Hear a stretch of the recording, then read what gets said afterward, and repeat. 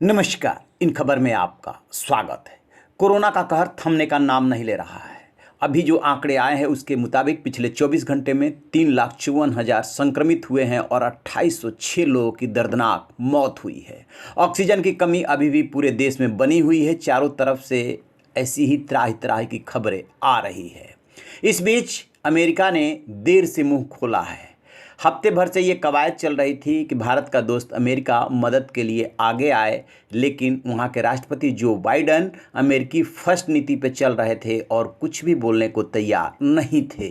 उनके ऊपर जब दबाव बढ़ा तो अब उन्होंने ट्वीट किया है कि जिस तरीके से भारत ने अमेरिका की पेंडेमिक के दौरान मदद की थी, ठीक उसी तरीके से अमेरिका अपने दोस्त भारत की मदद के लिए पहुँचेगा। इसके बाद माना जा रहा है कि अमेरिका की तरफ से जो भी मेडिकल इक्विपमेंट्स हैं और जो कच्चा माल है वैक्सीन के लिए वो उपलब्ध कराया जाएगा। व्हाइट हाउस ने रविवार को कहा कि अमेरिका के राष्ट्रपति जो बाइडेन के नेतृत्व में अमेरिकी प्रशासन कोविड-19 महामारी से लड़ाई में भारत को आपातकालीन सहायता मुहैया कराने के साथ ही कोविशील्ड टीके के भारतीय निर्माता को तत्काल कच्चा माल उपलब्ध कराने को लेकर दिन रात काम कर रहा है। अमेरिका के राष्ट्रीय सुरक्षा सलाहकार जेक सुलिवान और उनके भारतीय समकक्ष अजीत डोभाल के बीच फोन पर वार्ता हुई और उसके बाद ये फैसला किया गया है। अपने राष्ट्रीय सुरक्षा सलाहकार जेक सुलिवान के बयान को रीट्वीट करते हुए जो बाइडेन ने लिखा है कि अमेरिका भारत की मदद करेगा। दोनों राष्ट्रीय सुरक्षा सलाहकारों की वार्ता के बाद व्हाइट हाउस की राष्ट्रीय सुरक्षा परिषद की प्रवक्ता एमिली होर्ने ने कहा है कि जिस तरह भारत ने अमेरिका में उस समय सहायता भेजी थी जब हमारे अस्पताल महामारी के शुरुआती दौर से जूझ रहे थे, उसी तरह अमेरिका भी ज़रूरत के इस समय में भारत के लिए सहायता करेगा।